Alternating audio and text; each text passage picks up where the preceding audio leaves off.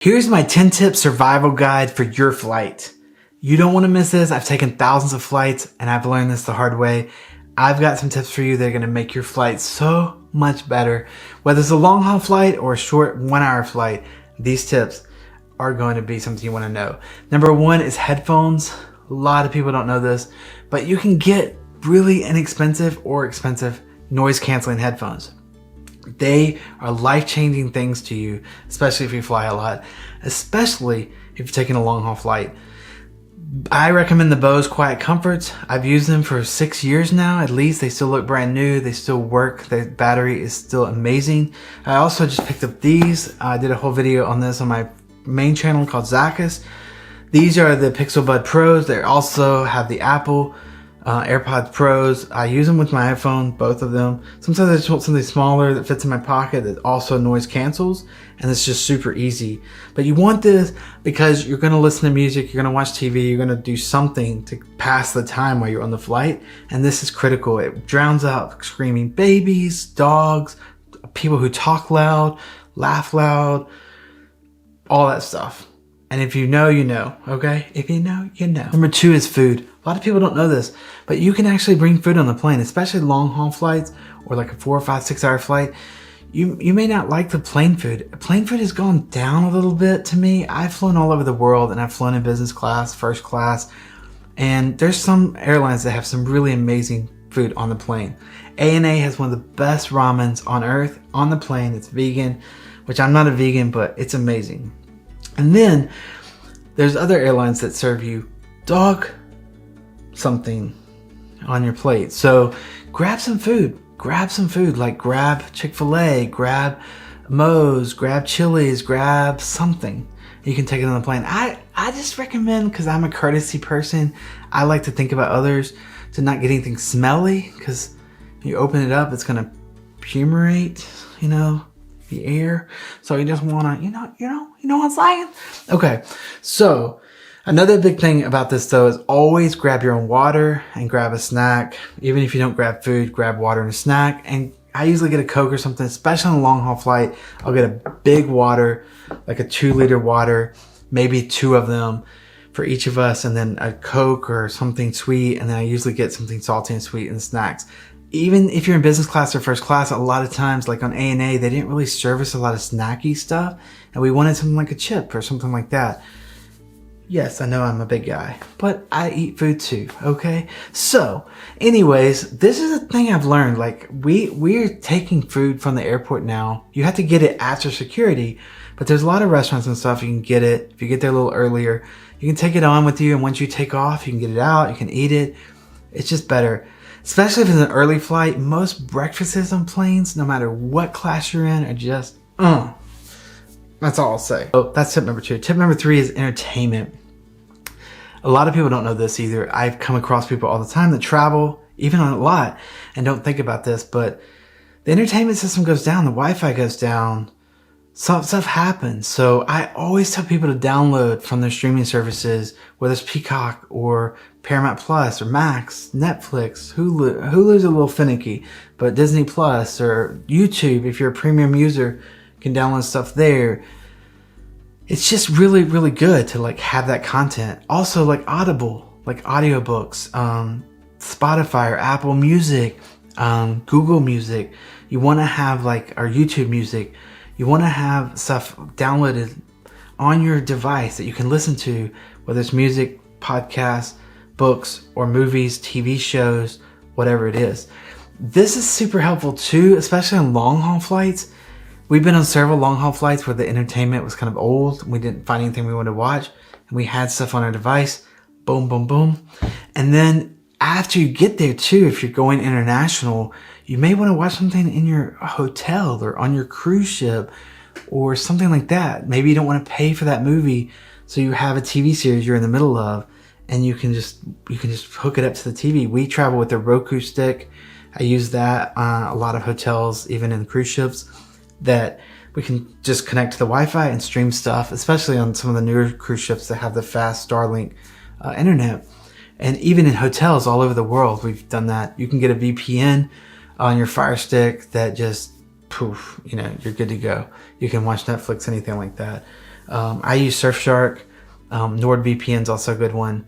Anyways, entertainment's a big deal, especially on a flight, especially a long flight. And so you just want to be prepared for that. Number 4 is a carry-on bag. This is something I learned because especially long haul flights, I would get on the flight and I would start getting everything out, right? Because I want my headphones, I want my battery pack to charge my phone, or my cable actually to plug in and charge my phone. I travel with the AirFly Pro, so it wirelessly connects the entertainment system to my headphones. So sometimes it needs to be charged on like if you're on a 14-hour flight, I need to charge it. So I got the cable for that. And my watch, I bring my charger on my watch because, like, you know, our last flight was 14 hours. So I want it up and going. So I charge it during the flight and all these things, you know, you need. I get gas on flights and I'm lactose intolerant. So I have pills for those. We have a jet lag pill we take. There's just all these things that make you creature comforts, you know, so you're on the flight. And what I was doing is I was like this pouch and this bag and, you know, so I learned, get a bag and have everything in there. So when you get on that plane, you just pull that out and boom, everything you want at your seat is in that bag. It's so awesome. I use the Peak Design tech bag. It just works for me. It has a lot of little pockets. It compresses really good. It's still solid and not squishy, and it holds up. It's, you know, firm in the backpack, and it has everything I need in it. You know, it's the size I need. Ladies might want to use like a makeup bag or something. Maybe you already have a little bag. But this is just a tip to put everything you want in your seat there, so you can just grab it out and boom. This is especially true in economy, whether you're a long haul flight or short haul flight. This is just like, especially in economy, like on a long haul flight, you just want to have everything right there. You can put it in your pocket and just get to it and not have like all this stuff going on. This also is super helpful for other people getting on the plane.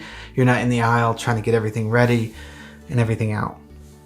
It's just something I learned. I hope that helps you out. Number 5 is something that I've seen a lot that it seems common sense, but maybe not. But if you're walking on a flight, whether it's Southwest in America or it's an international flight in economy, this is only true for those situations, but you're running out of bin space, you get to your seat and you're out of bin space, you can't put your carry-on above you, don't go behind you. Don't say, well, everyone's behind me in this line, so I'm going to go on and find space. Because when you get off that flight, you got to wait for everybody to get off the flight before you go to the back. Otherwise, you're just rude. You're pushing through. You're begging people to give you your luggage. The courtesy thing is just to wait and then go back and get it. So my tip is find room above you or find room in front of you. So a lot of times when I see things filling up, I'll just put my luggage up in an empty spot. Because I know that as I walk off the plane, I can just grab it and boom, you know?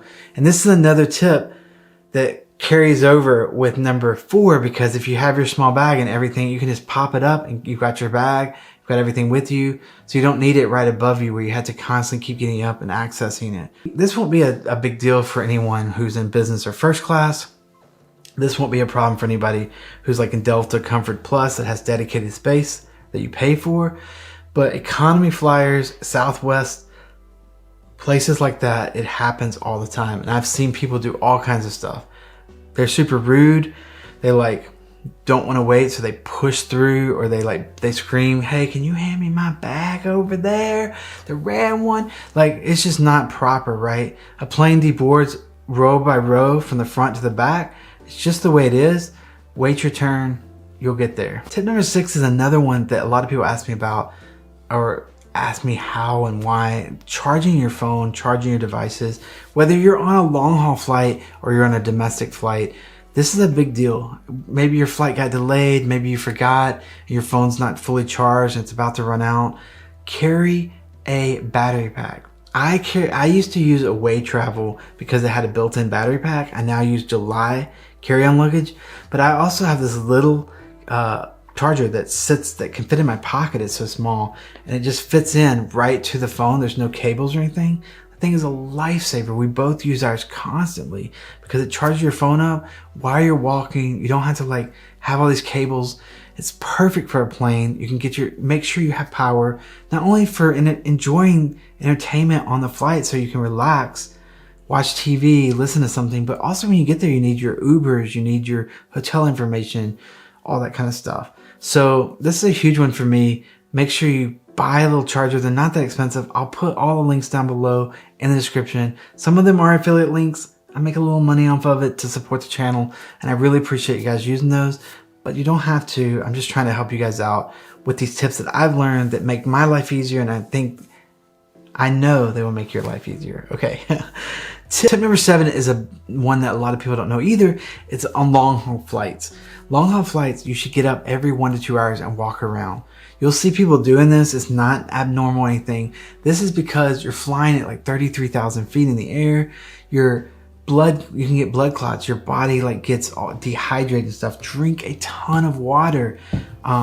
That's a huge thing to hydrate, but walk around just a little bit, go to the bathroom, walk around, do a lap or something, then come back. I do this, we both do this constantly. It's just super helpful to keep your body moving. And tip number 8 is to hydrate. You get dehydrated when you're that high up and in the compressed chamber.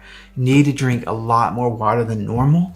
You need to keep your body fluids going. So yes, enjoy your coffee, enjoy your Coke, enjoy your libations, which we don't partake in, but if you do that, fine, but drink water, drink a lot of water. Tip number 9 is another long haul tip. Set your alarm for 2.5 hours before you land.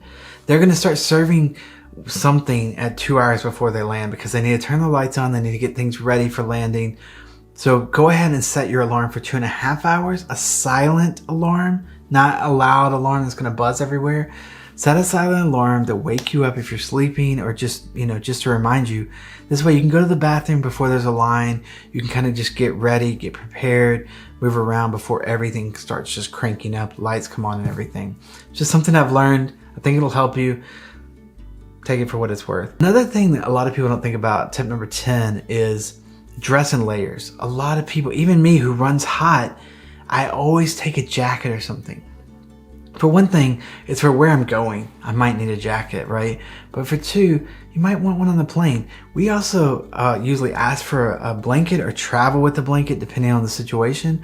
You just want to have some options if you get cold or hot.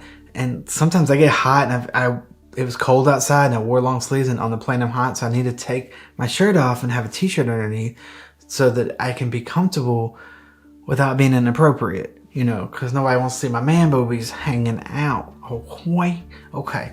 A bonus tip, something just to leave you with, because for those of you who have hung out with me, because these tips are huge. They're going to help your flight be amazing. And trust me, I've used all of them constantly, and I've told people about them. They're always like, oh my goodness, thank you, Zachus. You really, really helped us out. So this is something I learned kind of the hard way walking around in one of my other tips, but a lot of long haul flights in the back, especially, this is for economy, not for business or first, but for economy. In the back of the plane, there is usually some refreshments, some snacks, some drinks that you can walk back there and just pick up and grab. You don't have to like ask for the stewardess or wait for her to come, the flight attendant to come and see you or ask, This is really cool. Like, not all flights, but a lot of flights, if you walk to the back of economy, you're going to find some snack and refreshments. I hope this video helps you. I hope you have an amazing flight. I love seeing your beautiful faces.